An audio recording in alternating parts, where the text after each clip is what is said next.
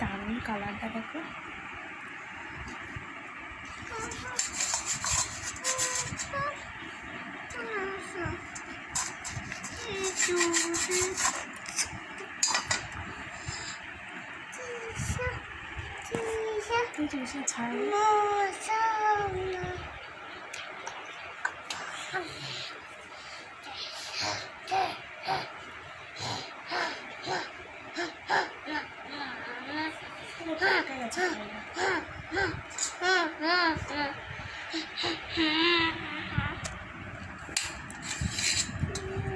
সত্যি একদম মানে ফ্রেশ, এবার টাটকা।